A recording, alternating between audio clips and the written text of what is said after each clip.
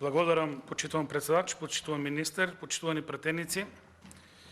Значи, пред нас е законот за земјоделско земјиште, нели, за синхронизирање со законот за урбанизам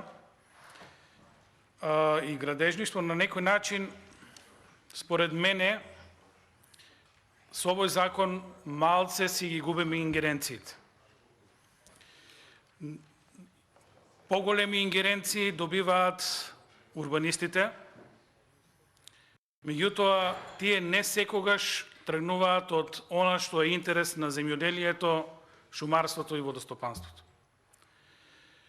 Во ред е тоа што има потреби од проширување на урбанистичкиот опфат.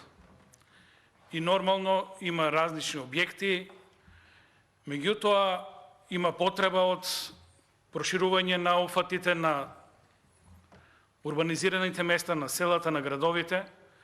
Меѓутоа се плашам дека вака поставен законот им дава целосна слобода на урбанистичкото планирање визави само нашето мислење, кое никаде не е облигаторно и не задолжува некој.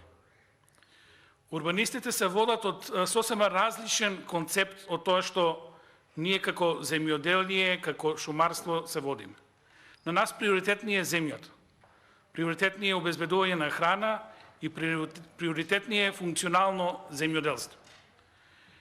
Сега, кога некој ќе ти влезе во дворот, а не ги знае овие работи, се поставува прашањето дали не овозможуваме на урбанистите, на урбаната мафија да земе таков залет да ни направи посериозни штети во земјоделието. Мораме да го имаме механизмот на, хајде да кажам, вето. На некои работи да ставиме стоп, да тоа биде издржано. Не сум за да ги кочиме процесите. Факт е дека и луѓето имаат потреба од изградба на објекти во земјоделски области, од ширење на урбанистички опфати и така натаму и така натаму. Меѓутоа, тоа мора да се одвива контролирано. Јас го следам примерот со Радовиш.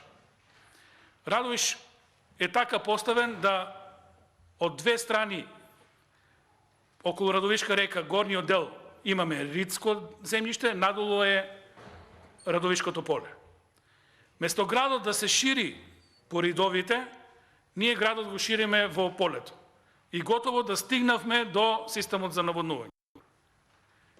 Еден градоначалник, зголемување на опфат, друг градоначалник, зголемување на опфат, дури и после системот за наводнување веќе имаме објекти кои еден ден може да бидат предмет согласно овој закон на урбанистичко планирање. Сега урбанистите сосема другчие размислуваат. На нив е битно да биде тоа упатено во урбанистички план, да има инфраструктура, да има водовод, канализација, пристапен пат. Сето тоа може да биде и сериозен упад врз земјоделието. Ако ја изгубиме можноста да интервенираме, како што го имавме согласно претходниот закон, претходните одредби, мислење од Министерство за земјоделие оди на влада и тука на јавна сцена треба одлука на влада. Малко е по-сериозно премиерот да донесе одлука да узурпира земјоделско земјиште.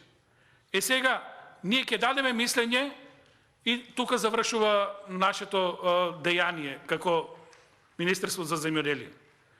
Се плашам, има потреба од овој закон, меѓутоа некои работи мораме да ги допрецизираме, доуредиме и вие да си го ставите вашето мислење во насока на некои процеси да ги стопирате ако е контра интересите на земјоделието.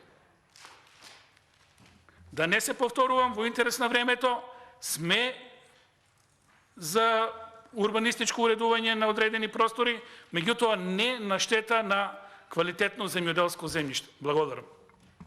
Благодарам и јас.